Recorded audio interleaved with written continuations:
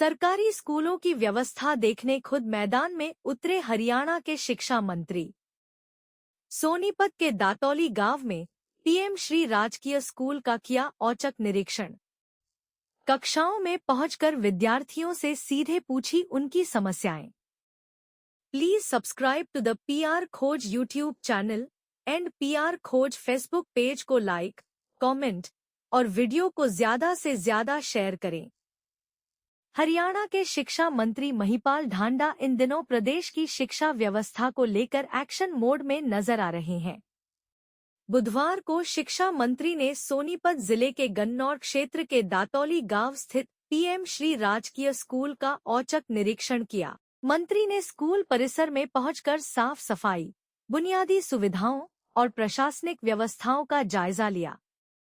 खास बात यह रही कि शिक्षा मंत्री सीधे कक्षाओं में पहुंचे और विद्यार्थियों से बातचीत की। उन्होंने छात्रों से पढ़ाई, शिक्षकों की उपस्थिति, पढ़ाई की सामग्री और स्कूल में मिलने वाली सुविधाओं के बारे में जानकारी ली।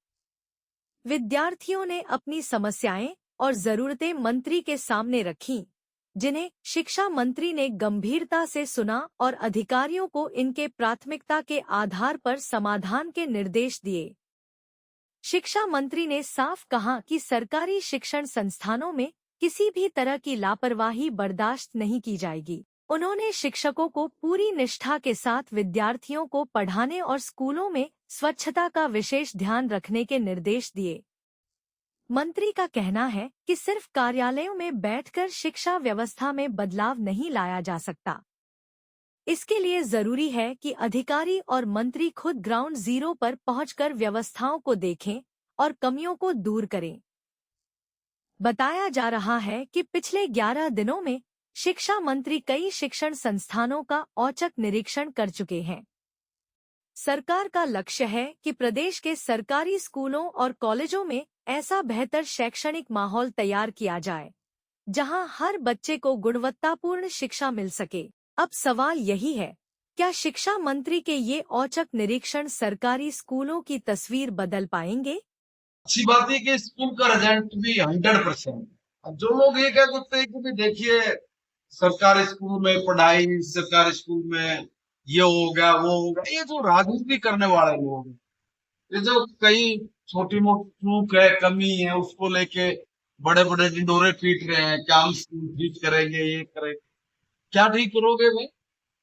क्या ठीक किया? राजनीति नहीं होनी चाहिए स्कूल जैसी। अगर इसमें भी राजनीति कभी शुरू होगी तो बात बहुत दूर तक चली जाती है।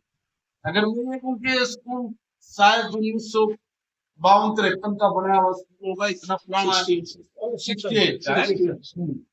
अब ये स्कूल जब बने तो उस वक्त से हरियाणा में 80% स्कूल जो हमारे बाप दादों ने बनाए हुए हैं, अभी हमारे बच्चे पढ़े हैं, हमारे बच्चे एजुकेशन ले, इसलिए हर घर से पैसा लेते थे। पहले ये कहते थे तागड़ी के अनुसार पर आदमी ये पैसा लगा देते, 10 रुपया 20 रुपया उसको इकट्ठा करते थे। तब हम लोगों ने स्कूल बिल्डिंग्स खड़ी।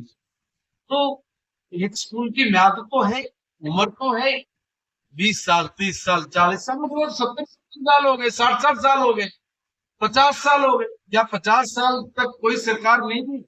क्या किसी ने ये ध्यान नहीं दिया कि इसका इंफ्रा इतना कमजोर हो गया है, इसकी तरफ हमें देखना चाहिए कि नहीं देखना चाहिए? आज जब हम लोगों ने ये तय किया कि हमने एजुकेशन का पूरा मापदंड जो है उसमें आज बदलाव करने की जरूरत है, तो पहली बार हमने बैठ के कहा 1500 स्कूल, जो लगभग 14,500 के आसपास ही तो हमारे स्कूल है, उसमें से पहले चरण में मैं 1500 स्कूल लूंगा और 1500 स्कूलों में अगर कोई कमी उसको दूर करेंगे। वो तो बोलिए, हमसे पहले क्या कभी किसी ने टारगेट लिया? कोई लेता ना पहले बेटा। हमने टारगेट लिया, तय किया, हमने स्वीकार किया कि देखिए कुछ जगह कमियां हैं, उनको दूर करेंगे। और 1500 स्कूलों में से आज मैं कह सकता हूँ कि 781 स्कूलों की 10 दिन पहले जब मैंने रिपोर्ट ली थी, बिल्कुल एकदम परफेक्ट है, कहीं कोई छूट नहीं है। तो 1500 में उसमें किसी में 10% काम बचता होगा, किसी में 5% बचता होगा, ये। मगर अभी पिछले माननीय मुख्यमंत्री जी ने, हम लोगों ने मिलके एक निर्णय लिया था कि हर स्कूल में जो बुनियादी सुविधाएं वो सारी की सारी हम लोगों को पूरी करनी है। और उसके लिए हमने 31 जुलाई तक का समय दिया। 31 जुलाई तक मुझे लगता है कि लगभग 80% तक हमारा सारा सब जगह का काम कंप्लीट हो चुका है। और जो 15-20% जगह बचती है उसमें कहीं पे काम जारी है, कहीं लगभग पूरा होने की स्टेज पे, कहीं 40% काम होगा, कहीं 60% काम होगा। मतलब हर जगह या तो काम जारी है या कंप्लीट होगा। जो बुनियादी आवश्यकता है, पीने का पानी है, आपके लिए पंखे की जरूरत है, आपको टॉयलेट की जरूरत है, जो भी बुनियादी सिस्टम में आती है वो सारी चीजों के लिए। सर अब कुछ जगह पे इस तरह की शिकायत पे आ जाती है, बात आ जाती है कि जैसे ग्राउंड है तो पानी भरा हुआ है। अब देखिए कुछ चीजें डिपार्टमेंट तरीके से कर पाते, अब वो काम पंचायत का भी। अब मिट्टी अगर डालेगा, अर्थ फिलिंग अगर होगी तो पंचायत के जरिए होती है, सबको पता है, तो भी पंचायत इसमें। मगर ये सबूत खाली सरकार ही देखी है थोड़ी नहीं। जब तक समाज के हाथों में अपनी एजुकेशन थी ना, तब तक एक डॉट माफिक भी कमी नहीं।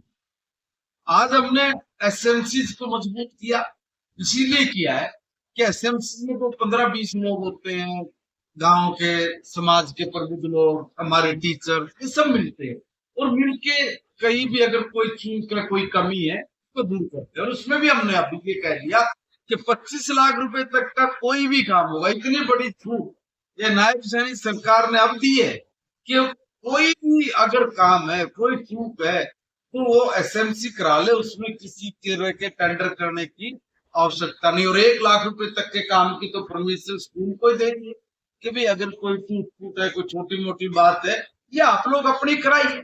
इतनी छूट देने वाली भी है पहली सरकार है। इसलिए मुझे नहीं लगता कि कहीं किसी तरह की कोई चूक, कोई कमी है। फिर भी जहां पे ये चूक और कमी है वहां मैं अपने सभी सरपंच साहिबान से, ब्लॉक समिति के चेयरमैन और मेंबर से, जिला परिषद चेयरमैन और जिला परिषद के मेंबर से, उनसे भी मैं आग्रह करता हूँ कि देखिए आप ही की अपनी धरोहर है। हम लोग जब भी कोई चुनाव लड़ते हैं तो हम सबसे पहले यही कहते हैं कि हम एजुकेशन पे ध्यान देंगे गांव में, तो आप दीजिए भाई। गांव ने वोट दिया है, बनाया है, इसीलिए आप लोगों को लोक सेवा में अवसर दिया है कि आप लोग अच्छा करिए।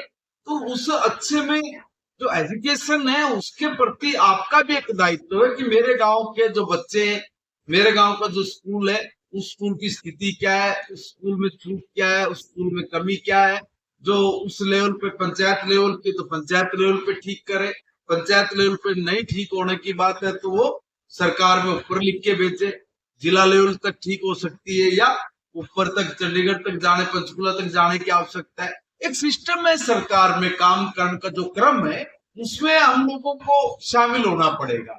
और जब तक हम लोग उसमें इन्वॉल्व नहीं होंगे तब तक वहां पर कमियां खलती रहेंगी। इसलिए मैं हर ग्रामवासी से निवेदन करूंगा, आपके चैनल्स के माध्यम से, हर एसएमसी के मेंबर से भी निवेदन करूंगा। तो देखिए आप जो एजुकेशन के हमारे सेंटर हैं, उन पे, हमारे जो स्कूल है उन पे आप ध्यान दीजिए, थोड़ा मदद करिए, ताकि आपके ध्यान देने से, आपकी मदद से हमारे जो ये एजुकेशन के जो कमियां रहेगी वो कमियां सारी हम लोग पूरी कर सकते हैं।